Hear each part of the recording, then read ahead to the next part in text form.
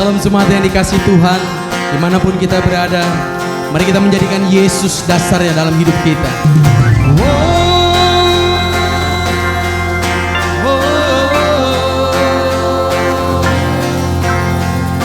Yesus, Kau dasar yang teguh, amanku bersamamu. Yesus, Kau dasar yang teguh, ku percaya akan firman-Mu. Ku percaya akan firman-Mu. Haleluya. Yesus, Kau dasar yang teguh, amanku bersamamu. Yesus, Kau dasar yang teguh, ku percaya akan firman-Mu. Ku percaya akan firman-Mu. Sungguh ku percaya masa depanku dalam rancangan-Mu. Ku percaya Yesus, Kau dasar yang teguh, amanku bersamamu. Yesus, Kau dasar yang teguh, ku percaya akan firman-Mu. Ku percaya akan firman-Mu. Sungguh ku percaya masa depanku dalam rancangan-Mu. Ku percaya, oh Yesus, Kau dasar yang teguh, amanku bersamamu. Yesus, Kau dasar yang teguh, ku percaya akan firman-Mu. Ku percaya akan firman-Mu. Ku percaya akan firman-Mu. Ku percaya akan firman-Mu. Haleluya. Terima kasih Tuhan, kami percaya akan kebenaran firman-Mu. Kami memberi hidup kami untuk-Mu Tuhan. Oh, mari gereja Tuhan dimanapun kita berada, kita datang dalam penyembahan kita. Kita bawa pujian kita, kita naikkan ucapan syukur kita.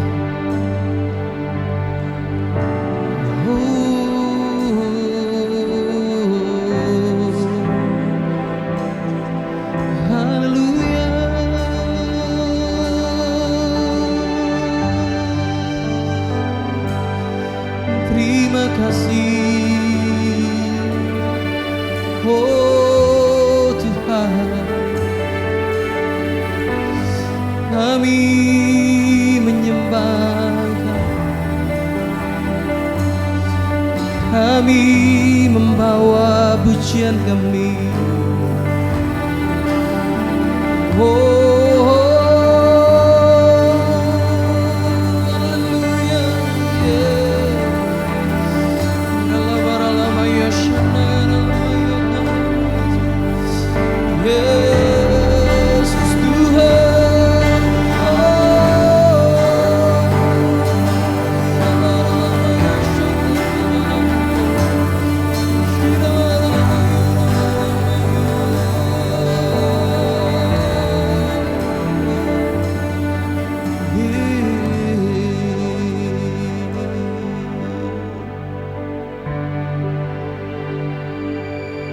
Kau Tuhan yang selamatkanku, terima kasih Yesus. Kau Tuhan yang pulihkanku, terima kasih.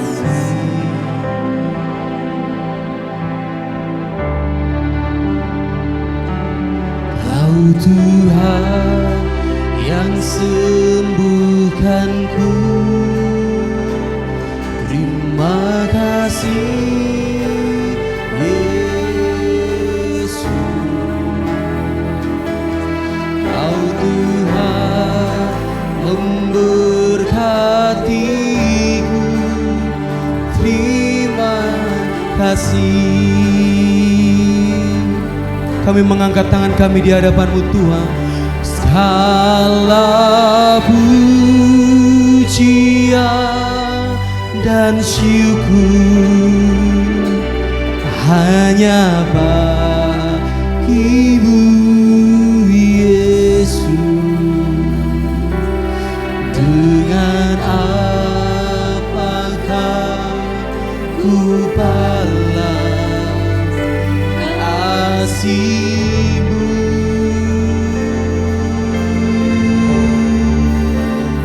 Segala hormat kemuliaan hanya layak bagi-Mu. Ku sembah Yesus seumur hidupku. Mari gereja Tuhan, kita naikkan pujian ini bersama dari awal.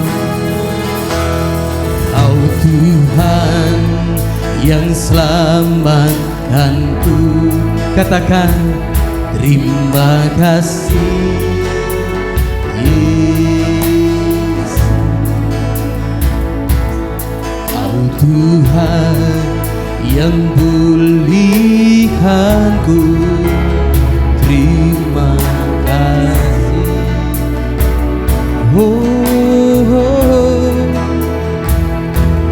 Kau Tuhan yang sembuhkanku, terima kasih Yesus.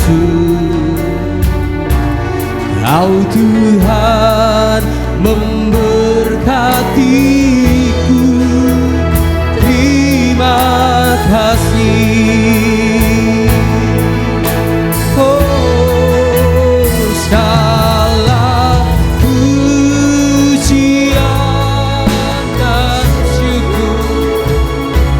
Hanya bagi-Mu Yesus.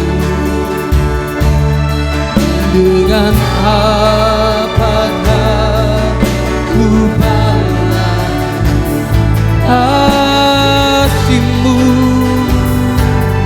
Segala hormat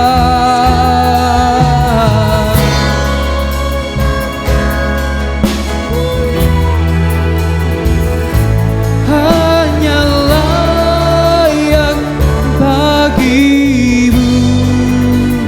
Ku sembah Yesus seumur hidupku. Mari lebih bersyukur lagi, katakan segala pujian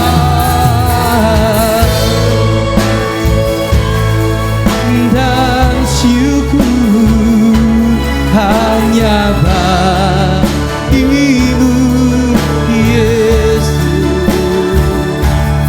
Dengan apakah ku balas kasih-Mu? Tuhan, segala hormat kemuliaan hanya layak bagi-Mu. Ku sembah Yesus, ku sembah Yesus, ku sembah Yesus seumur hidup.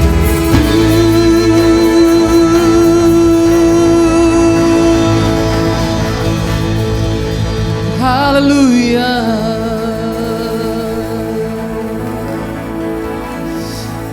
Kami sembah,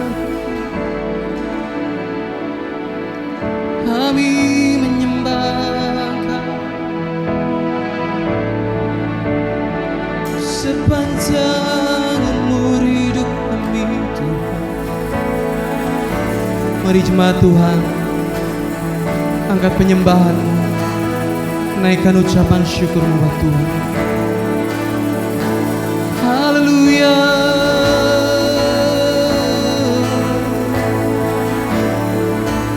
Segala pujian dan syukur kami, segala hormat kemuliaan bagi-Mu. Oh, haleluya.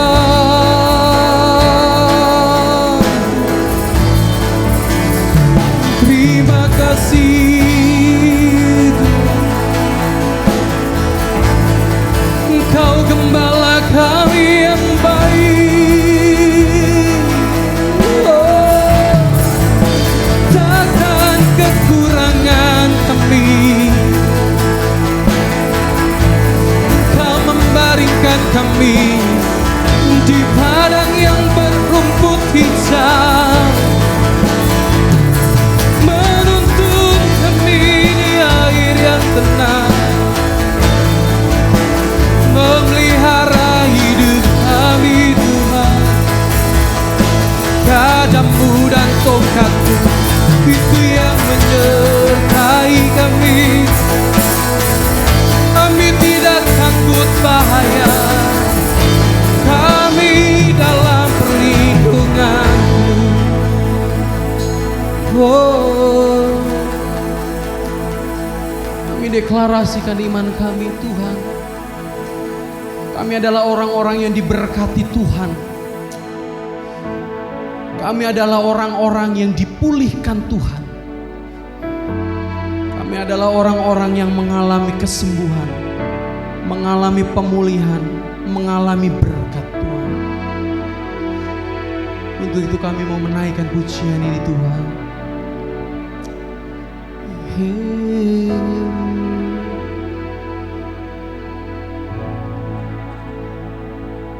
Terima kasih Tuhan. Nyanyian pujian bagi-Mu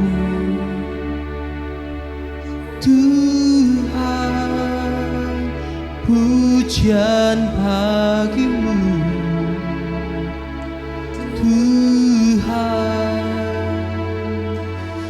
Nama-Mu besar dan layak dipuji.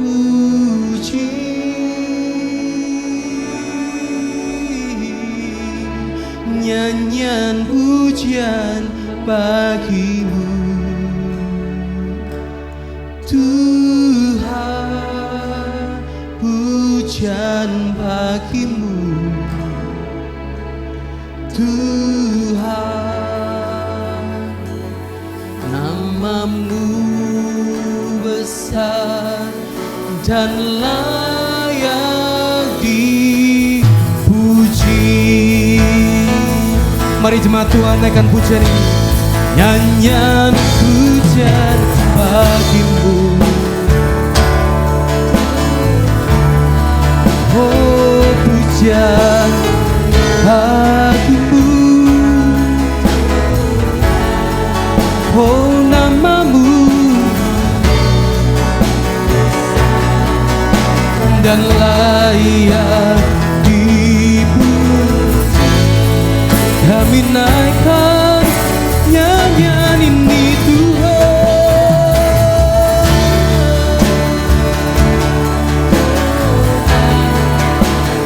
Pujian bagi-Mu Tuhan, nama-Mu besar dan layak. Mari kita mengangkat tangan kita di hadapan Tuhan dan katakan, oh nyanyian pujian bagi-Mu Tuhan, pujian bagi-Mu, oh Tuhan, nama-Mu besar dan layak dipuji.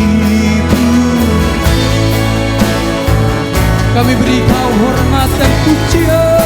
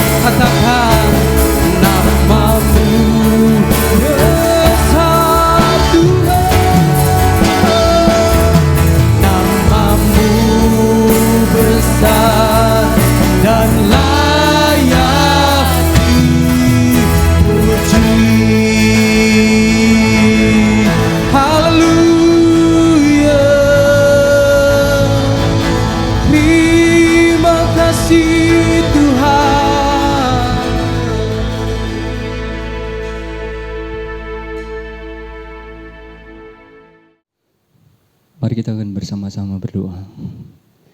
Jemaat Tuhan dimanapun saudara berada, mari kita duduk diam tenang dalam hadirat Tuhan. Mari kita akan bersama berdoa. Mohon pimpinan Tuhan dan kuasa Tuhan memberkati saat kita mendengar firman Tuhan pada hari saat ini. Bapa yang di surga, kami mohon Kau memberkati pemberitaan firman pada hari ini, supaya kuasa firman Tuhan sampai kepada setiap jemaat dimanapun mereka berada, dalam segala waktu, dalam segala keadaan. Engkau menjangkau mereka. Kami percaya berkat firman-Mu tidak terhalang oleh siapapun. Firman Tuhan tidak pernah gagal. Dan kami serahkan hamba-Mu yang memberitakannya. Dalam segala kelemahan keterbatasan hamba-Mu memberitakan. Kami mohon kuasa roh Tuhan memenuhi. Dan kami semua yang mendengarnya dimampukan untuk mengerti kebenaran firman. Dan terlebih lagi diberi kuasa untuk melakukannya. Terima kasih Bapa. Di dalam nama Tuhan Yesus kami berdoa. Haleluya. Amin. Jemaat yang dikasihi Tuhan, mari kita akan bersama membuka Alkitab kita di dalam 2 Timotius pasal 3 ayat yang 10 sampai dengan 17. Firman Tuhan katakan dalam 2 Timotius 3 10 sampai dengan 17. Tetapi engkau telah mengikuti ajaranku, cara hidupku, pendirianku, imanku, kesabaranku, kasihku, dan ketekunanku. Engkau telah ikut menderita penganiayaan dan sengsara seperti yang telah kuderita di Antiokhia dan Ikonum dan di Listra. Semua penganiayaan itu kuderita dan Tuhan telah melepaskan aku daripadanya. Memang setiap orang yang mau hidup beribadah di dalam Kristus Yesus akan menderita aniaya. Sedangkan orang jahat dan penipu akan bertambah jahat. Mereka menyesatkan dan disesatkan.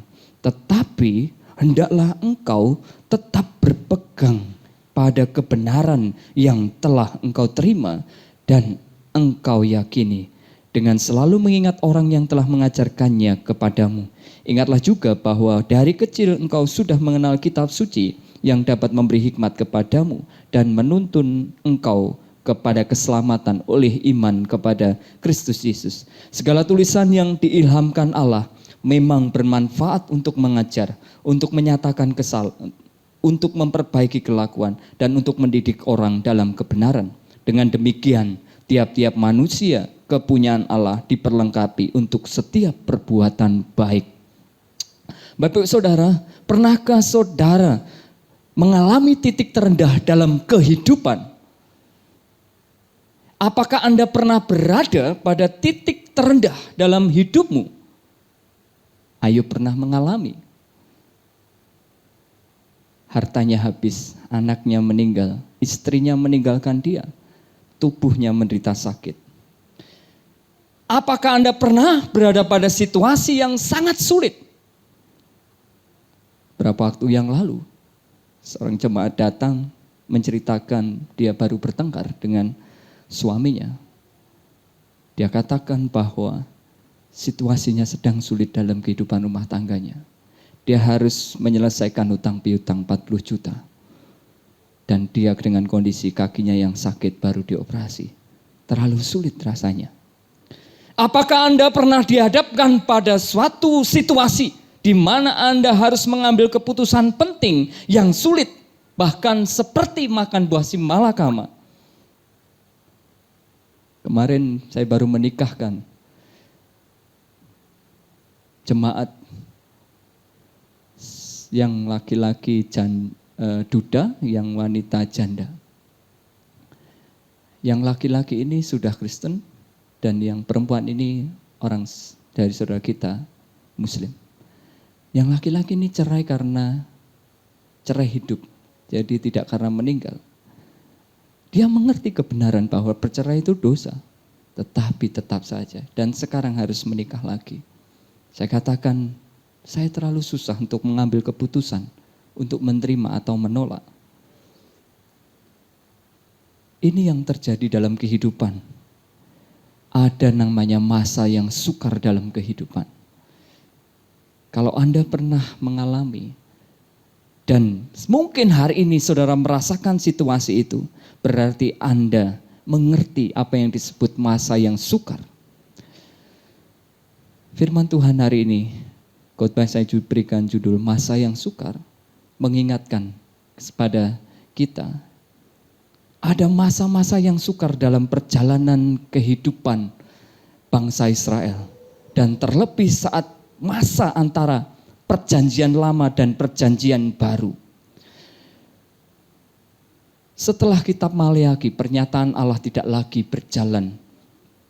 Firman Tuhan tidak lagi didengar oleh mereka. Para nabi tidak lagi berbicara. Itu sekitar kurang lebih 400 tahun. Baru Allah datang dalam mengutus malaikatnya untuk datang kepada Maryam. Memberitakan ada kesukaan besar. Kitab Maleakhi ditulis pada situasi di mana Israel dipindahkan dari pembuangan Babel di Persia. Yang sekarang disebut Irak dan Iran. Selama 70 tahun. Mereka pindahkan ke Yerusalem untuk membangun rumah Allah pada masa pemerintahan Raja Quraisy. Saudara bisa lihat Yeremia 29 ayat 10. Pada zaman ini, secara berturut-turut bangsa Yahudi dijajah. Tidak hanya oleh Persia, Babel, tetapi juga Yunani dan terakhir Romawi. Pada tahun 63 sebelum Masehi, Israel dapat ditaklukkan oleh pasukan Romawi, oleh Jenderal Pompei, para imam-imam di bait Allah, dan bait suci sendiri dihancurkan, ruang maha kudus diacak-acak. Kemudian Kaisar mengutus gubernur atau seorang prokurator sebagai kepanjangan tangan Kaisar. Pada zaman Yesus namanya Pontius Pilatus. Herodes diangkat sebagai Raja Yudea oleh Kaisar Romawi. Romawi memungut pajak dan menguasai bangsa Yahudi. Romawi benar-benar membuat bangsa Yahudi menderita. Orang-orang Yahudi kembali menderita, mereka terjajah, tertindas, dan tercemar. Pengharapan mereka hampir padam, iman mereka goncang. Apa yang mereka yakini tentang Mesias yang menyelamatkan, memulihkan keadaan, rasanya tidak datang. Perjanjian baru memberitakan bagaimana pengharapan itu datang. Tidak hanya bagi Yahudi tetapi bagi seluruh dunia. Penggenapan nubuat akan Kristus dinantikan dan diakui oleh mereka yang sungguh-sungguh mencarinya. Ini yang saya katakan masa sukar yang terjadi pada zaman antara perjanjian lama dan perjanjian baru. Akhir kitab Maleakhi dan memasuki kitab perjanjian baru di mana Kristus menggenapi Taurat. Bagaimana zaman yang sekarang? Masa kedatangan Kristus, Paulus katakan di 2 Timotius tadi, 1 sampai dengan yang ke-9. Ketahuilah pada hari-hari terakhir akan datang masa yang sukar. Kata sukar di sini, kalepos dalam bahasa Yunani, artinya masa yang amat sulit, masa kesusahan yang besar, atau suatu keadaan yang chaos, luka parah. yang tidak bisa lagi dikontrol, dikendalikan oleh manusia. Baik dalam hal ekonomi, politik, sosial, alam, dan sebagainya. Sebab manusia hidupnya berfokus tidak lagi kepada Tuhan, tetapi kepada uang, kedagingan, kepentingan diri sendiri, dan semakin hedonis, memuja kesenangan tubuhnya. Dan Paulus menyebutkan, inilah karakter manusia pada akhir zaman. Dikatakan mencintai dirinya sendiri, menjadi hamba uang, membual, menyombongkan diri, bahkan suka pamer, menjadi pemfitnah, pemberontak terhadap orang tua, tidak tahu berterima kasih dan bersyukur, tidak peduli agama, tidak mau tahu mengasihi, tidak suka berdamai, suka menjelekkan orang, tidak dapat mengekang diri dari keinginan, garang, mudah marah, tidak suka yang baik, tidak berpikir panjang, berlagak tahu, lebih menuruti hawa nafsu. Ini yang dilihat zaman yang sukar, karakter manusia akhir zaman. Dan tepat seperti yang dikatakan oleh seorang Jawa dalam ramalan Jawanya yang dikenal dengan Joyoboyo, dikatakan, besok yen wis ono kreta tanpa jaran, tanah Jawa kalongan wesi, prau mlaku ing dhuwur awang-awang, kali ilang kedunge, pasar ilang kumandange, iku tondo yen tekane jaman wis cedhak. Bumi suwe saya mengkeret, sekilan bumi dipajegi, jaran doyan mangan sambel, wong wadon nganggo pakaian lanang, iku tandane yen wong bakal nemoni wolak-wali jaman. Akeh janji ora ditetepi, akeh wong wani nglanggar sumpahe dhewe. Manungsa padha seneng menyalahkan orang. Ora ngandalke hukum Allah, tidak peduli akan hukum Allah. Barang jahat diangkat-angkat, yang jahat dijunjung-junjung.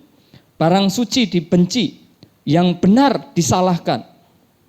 Akeh manungsa mung ngutamake duit, banyak orang hanya mementingkan uang.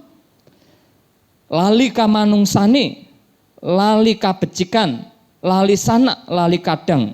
Akeh bapa lali anak, akeh anak wani nglawan ibu, nantang bapa. Sedulur padha cidra, keluarga padha curiga, kanca dadi mungsuh, akeh manungsa lali asale. Hukuman ratu ora adil, banyak hukuman raja yang tidak adil. Akeh pangkat sing jahat lan ganjil, akeh kelakuan sing ganjil. Wong apik padha kepencil, banyak orang baik justru disalahkan. Ini yang terjadi, apa yang dikatakan oleh ramalan orang Jawa. Guru disatru, guru dimusuhi, tangga padha curiga, tetangga saling mencurigai. Kono kene saya angkara murka, di mana-mana ada kejahatan. Sing weruh kebubuhan, barang siapa tahu kena beban. Sing ora weruh ketutuh, sedang yang tidak tahu disalahkan. Besok yen ana peperangan teka saka wetan kulon kidul lan lor.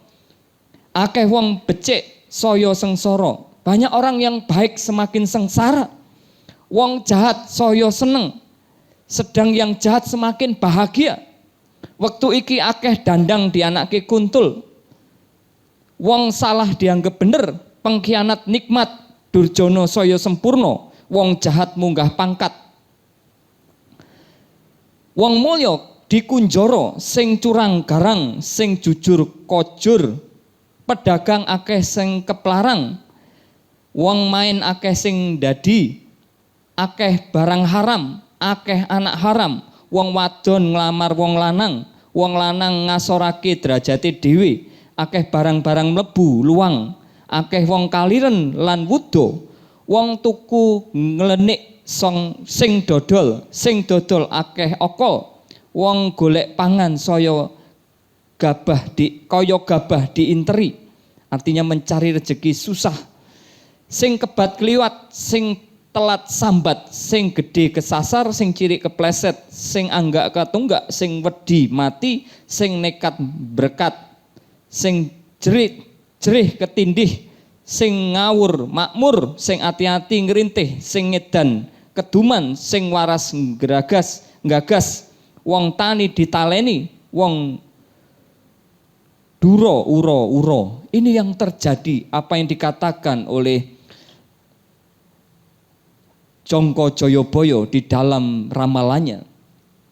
Saudara, masa yang makin sukar, masa yang paling sulit mendekati Tuhan datang. Bagaimana dengan kita? Apa yang dikatakan Rasul Paulus? Bagaimana menghadapi masa sukar? Coba kita mulai introspeksi diri di akhir masa yang sukar ini. Bagaimana karakter seseorang, karakter kita. Bagaimana kita mengenal karakter orang lain? Karakter kita. Kita melihat karakter orang lain. Pertama, saudara bisa lihat saat dia menghadapi masalah atau kesulitan, apa responnya? Yang pertama. Yang kedua, reaksinya terhadap tekanan saat disakiti, dikritik, dikhianati orang lain. Apa responnya? Menunjukkan karakternya. Sikapnya terhadap orang yang lemah, yang bodoh, yang status sosialnya lebih rendah, orang yang berdosa, orang yang gagal, menunjukkan bagaimana karakternya. Yang keempat, kita bisa lihat karakter orang lain, karakter kita sendiri. Bagaimana perlakuannya terhadap keluarga dekatnya, orang tuanya, suaminya, istrinya, anaknya, pembantunya, saudaranya, akan mengerti karakternya. Gaya hidupnya, kita bisa lihat. Bagaimana karakter orang itu dari gaya hidupnya. Bagaimana dia menggunakan uang. Bagaimana baju yang dipakai. Alat-alat hidup yang dipakai. Apakah branded atau hanya biasa saja. Gaya hidup menunjukkan karakternya. Yang terakhir, saat dia marah. Menunjukkan bagaimana karakternya. Ini masa yang sulit, saudara.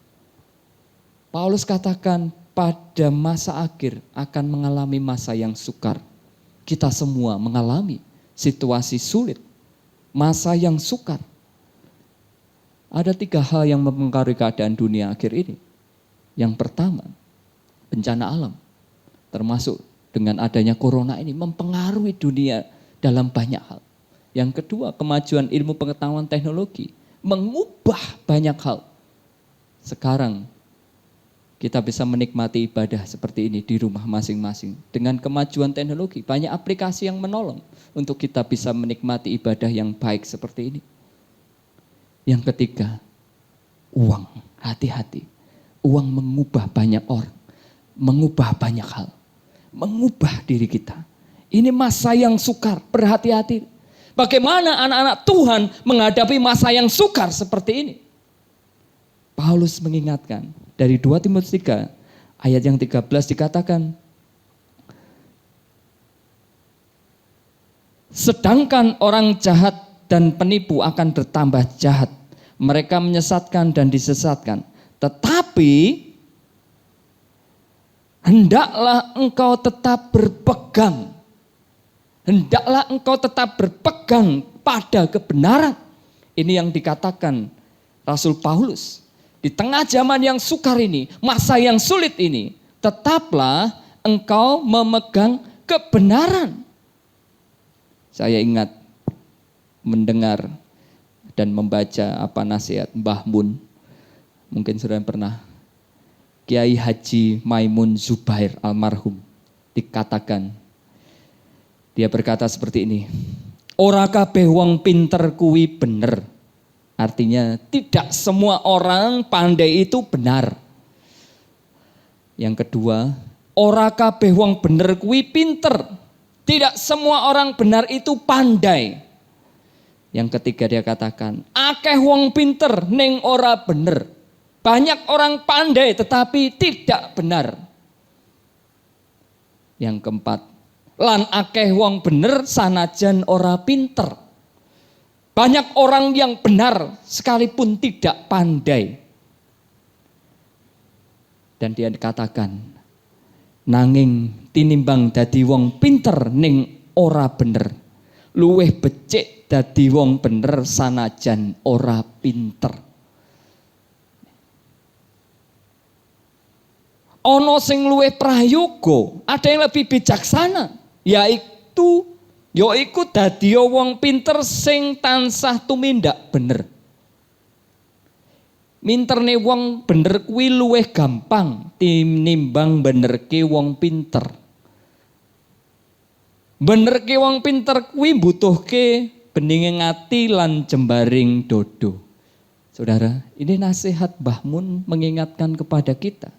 Pegang kebenaran, hidup benar. Yesus dalam khotbah di bukit, dia katakan orang-orang Kristen, murid-murid Yesus harus punya standar kebenaran di atas orang-orang dunia. Supaya bisa menjadi garam, supaya bisa menjadi terang. Punya standar kebenaran. Jangan pernah turunkan standar kebenaran. Pegang standar kebenaran. Seperti yang diajarkan Tuhan Yesus dalam khotbahnya. Kalau engkau mengasihi orang yang baik kepada kamu, apa upahnya? Orang tidak percaya, orang berdosa pun bisa. Tetapi kalau engkau mengasihi orang yang membenci engkau, yang memusuhi engkau, itu yang dikatakan, yang diajarkan oleh Tuhan Yesus. Mengasihi musuhmu. Pegang kebenaran. Paulus mengatakan, tetapi engkau, ayat 14, hendaklah tetap berpegang kepada kebenaran. Jadilah orang yang memegang kebenaran. Bertindak benar, berpikir benar. Tetap hidup dalam kebenaran. Siapa kita hari ini adalah produk kita masa lalu. Dan siapa kita besok adalah bagian dari apa yang kita kerjakan hari ini. Mulai hidup dengan benar. Mulai hidup yang benar. Supaya esok hidupmu lebih benar. Pegang kebenaran. Dimanapun, sampai kapanpun. Jangan ikut edan seperti orang dunia. Yen ora edan ra keduman. Tidak. Orang benar dikenan Tuhan, diberkati Tuhan. Yang kedua nasihatnya dalam 2 Timotius 3 ayat yang ke-15. Ingatlah juga bahwa dari kecil engkau sudah mengenal kitab suci yang dapat memberi hikmat kepadamu dan menuntun engkau pada keselamatan oleh iman kepada Kristus Yesus. Lihat. Perhatikan keselamatan jiwamu. Perhatikan keselamatan jiwamu. Kalau ditanya, bagaimana kabar saudara, Bapak Ibu Saudara? Baik, sehat. Kalau ditanya bagaimana kabar keselamatan jiwamu? Bagaimana keadaan jiwamu? Pasti kita akan berpikir berbeda. Karena tidak mudah orang jiwanya sehat. Banyak orang makin kesini jiwanya sakit. Tidak damai, tidak tenang. Situasi kehidupannya sulit. Ya. Tujuan dari iman kita adalah keselamatan jiwa. 1 Petrus 1 ayat 9. Saya bacakan. 1 Petrus 1 ayat 9. Karena kamu telah mencapai tujuan imanmu, yaitu keselamatan jiwamu. Keselamatan jiwamu. Dan kemudian disusul dari 1 Petrus 3 ayat 4. Tetapi perhiasanmu ialah manusia batinia yang tersembunyi dengan perhiasan yang tidak binasa, yang berasal dari roh, yang lemah lembut dan tentram, yang sangat berharga di mata Allah.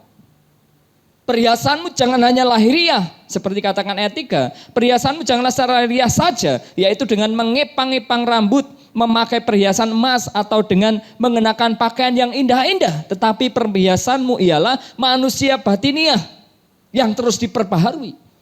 Jiwamu, perhatikan, jangan hanya jasmanimu. Kesehatan jiwamu. Jiwamu butuh makan. Jiwamu butuh Tuhan. Jiwamu butuh kedamaian. Saudara bisa membeli rumah yang baik, yang bagus, yang indah, dan tinggal di dalamnya. Tetapi belum tentu saudara bisa mengalami damai.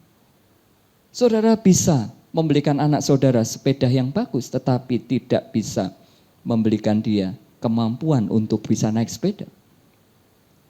Semua itu harus diusahakan. Engkau harus mulai memperhatikan keselamatan jiwamu, kesehatan jiwamu. Dunia sedang menyeretmu untuk jiwamu makin binasa. Berhati-hati. Dunia memanjakanmu dengan banyak keinginan yang membuat jiwamu merana.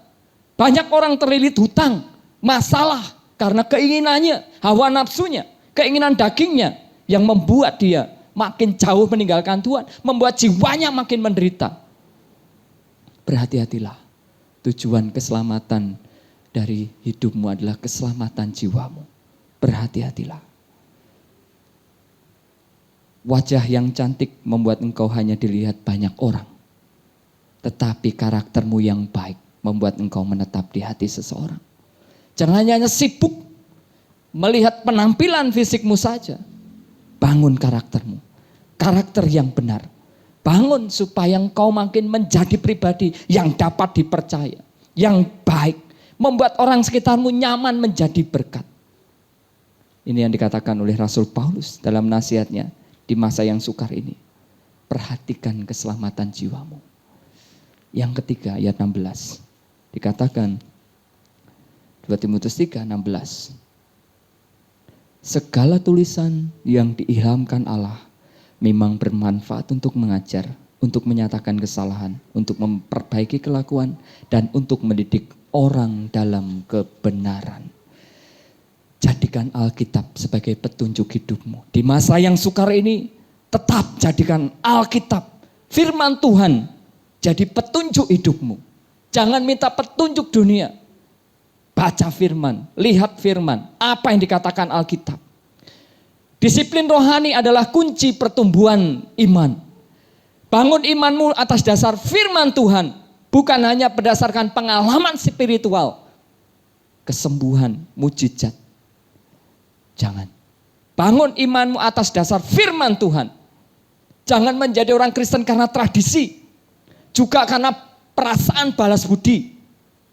Karena sering dibantu gereja sehingga saudara rajin ke gereja. Bukan.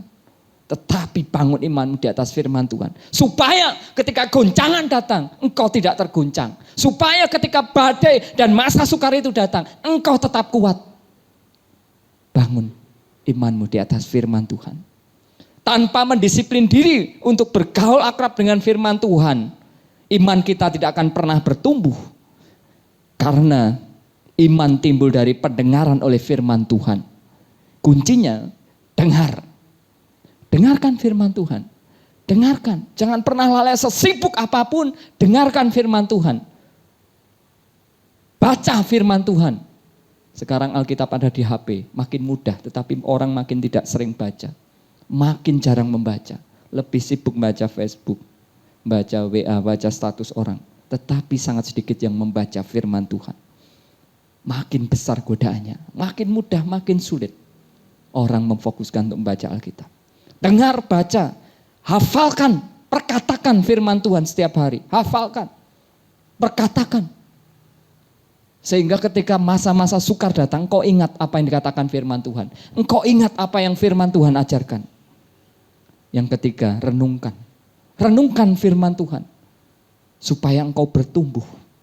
Seperti saudara membuat teh.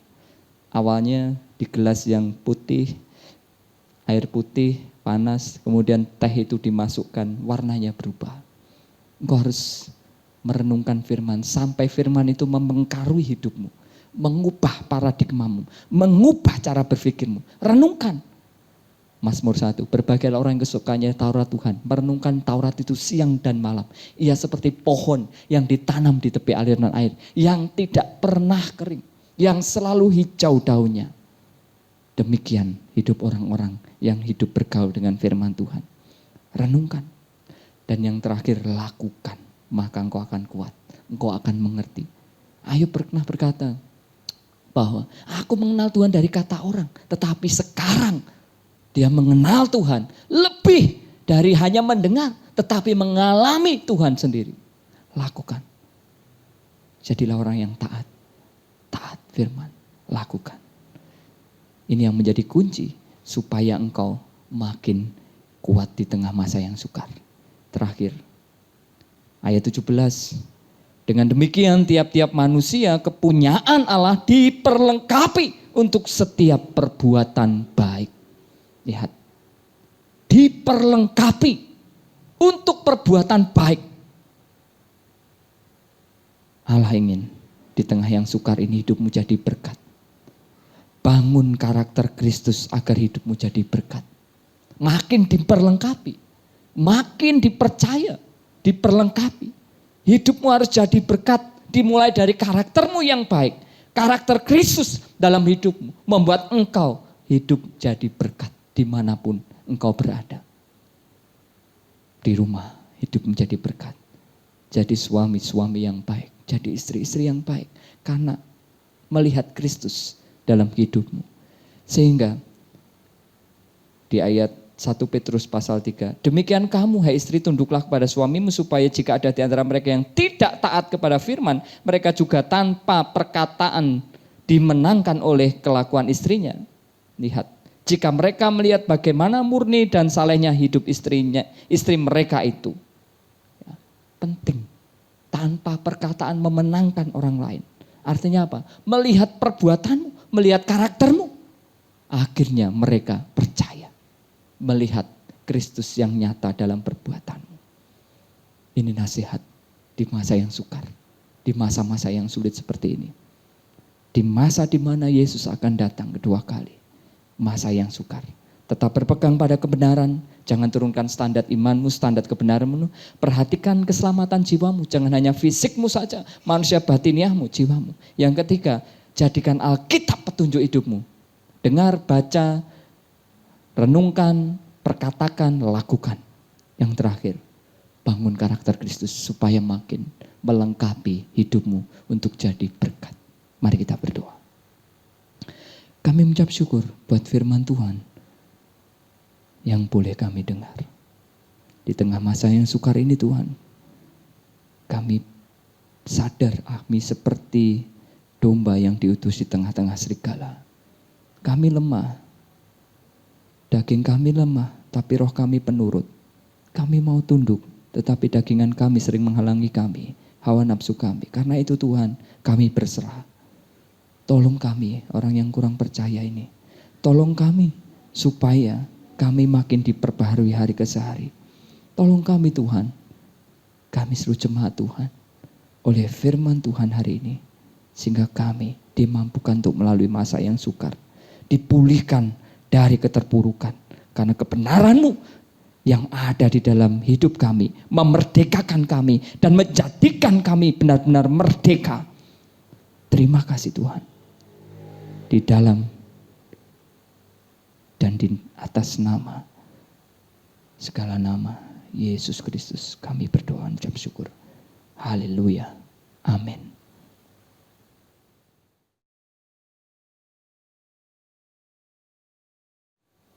Mari jemaat Tuhan, kita akhiri ibadah kita. Mari kita akan bersama-sama duduk dan mendengarkan. Allah memberkati kita. Arahkan hatimu, arahkan pandanganmu, biarkan rohmu berbicara dengan Allah. Mari kita akan tengadahkan tangan. Angkat tanganmu, tengadahkan tanganmu, terimalah berkat Tuhan. Tuhan memberkatimu, Tuhan menyertaimu, dan memberi engkau kasih karunia. Tuhan akan memulihkan hidupmu,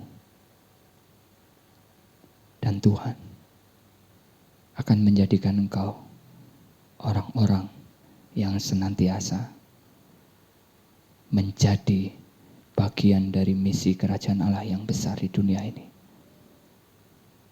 Tuhan akan memakai engkau dan menyertai engkau dengan tanda-tanda ajaibnya. Dan oleh imanmu, engkau akan mengalami kuasa dan mujizat Tuhan.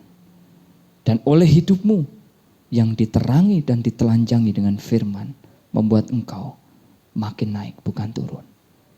Tuhan memberkati rumah tanggamu dengan damai sejahtera. Tuhan memberkati pekerjaanmu, sehingga apa yang dikerjakan Tuhan buat berhasil. Tuhan menyertai kemana engkau pergi, kemanapun engkau melangkah. Engkau akan masuk kembali ke dalam rumah dan membawa keselamatan dan sukacita karena Allah dimuliakan. Dan Tuhan memberkati anak-anak cucumu, sehingga mereka tidak meminta-minta, tetapi mereka menjadi berkat. Tuhan memberkati sepanjang dan selama engkau hidup di dunia ini. Tuhan memberi kuasa engkau untuk menikmati kesehatan, menikmati makanan, menikmati rezeki, dan menikmati sisa waktu hidup. Sehingga hidupmu berbuah dan menjadi berkat. Terima kasih Tuhan. Kami serahkan minggu ini kami lalui ke depan. Penyertaan Tuhan memberkati. Tuhan menyediakan untuk makan minum pakai. Dan memberi engkau apa yang kau butuhkan dan perlukan. Sehingga kita bersama-sama memuliakan Dia. Terima kasih Bapa, terima kasih Tuhan Yesus. Di dalam nama-Mu kami berdoa. Haleluya. Yang percaya katakan amin. Tuhan Yesus berkati. Pujian bagimu Tuhan, pujian bagimu Tuhan, nama-Mu besar dan layak